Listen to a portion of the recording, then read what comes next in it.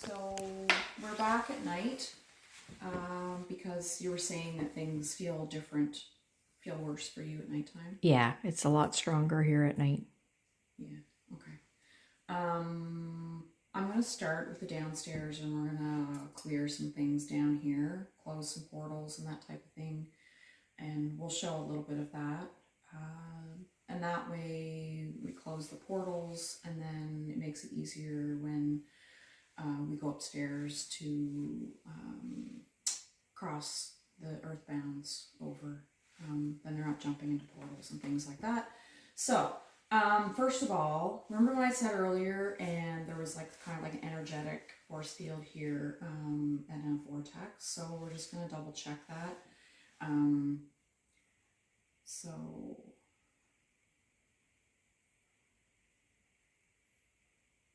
let me step into it. So they're starting to come together. See, I'm not like, my hands are touching, but I'm not moving my hands. So this is showing me basically X marks the spot. So that's where it actually lies. So then if I do some energy work to close that,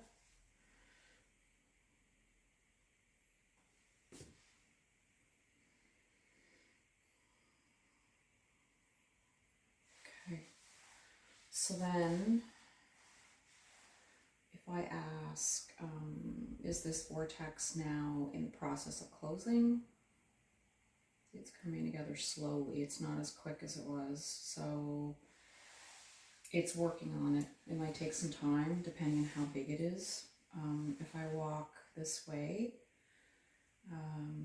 it should show me where the edge is.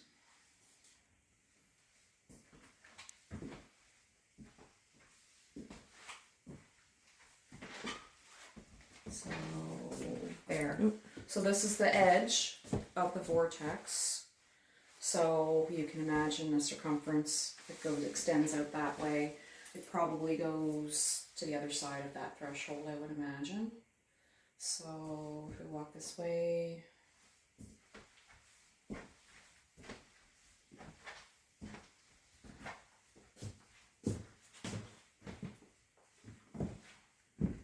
it's pretty big.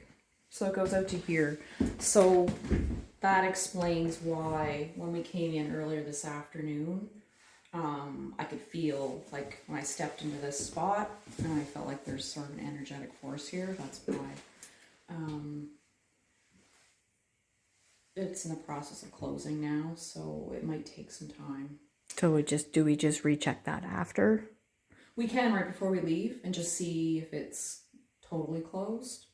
Okay. Obviously, the bigger they are, the more difficult it is and the longer it takes for it to close, right? The smaller ones are a little easier. So if we go room by room and just check for portals and vortexes, so... Do you want me to put the light on? There's any in this room, and there is. Here, do you want me to put the light on? It doesn't matter. Okay. And if you need to, you can, if it makes it easier. So, are there... Oh, apparently I'm turning it on and off. more than two...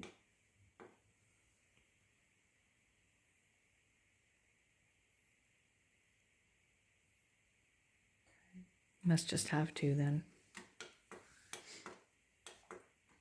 Apparently I don't know how to use this light. So, here we go. I'm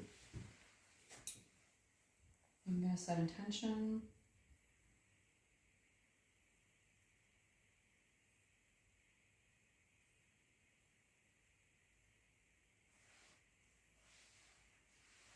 So then if we want to know if these portals are closing right now, are they in the process of closing? They are. Okay, so that's one room.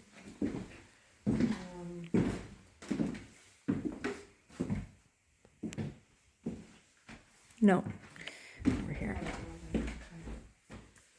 So then the other way I can do this is just walk around the room and it will give me hits, right? Okay. So,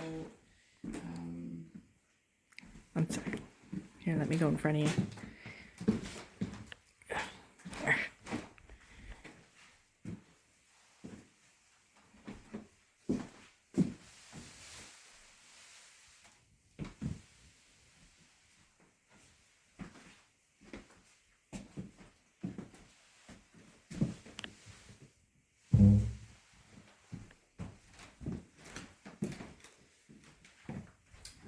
Let's go over the couch. Usually you'll find them in corners where energy gets stuck.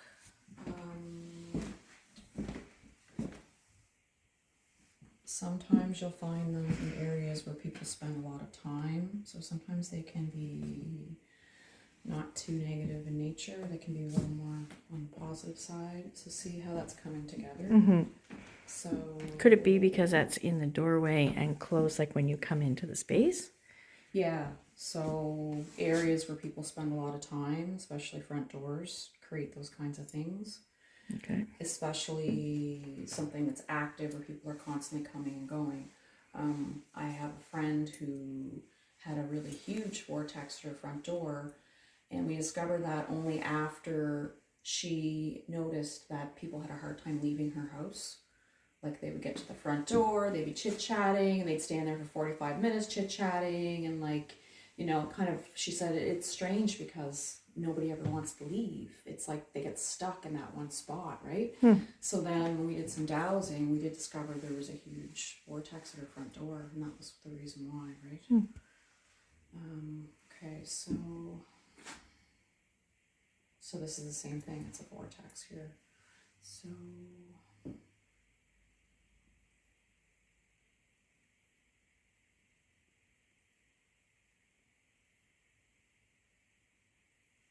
okay.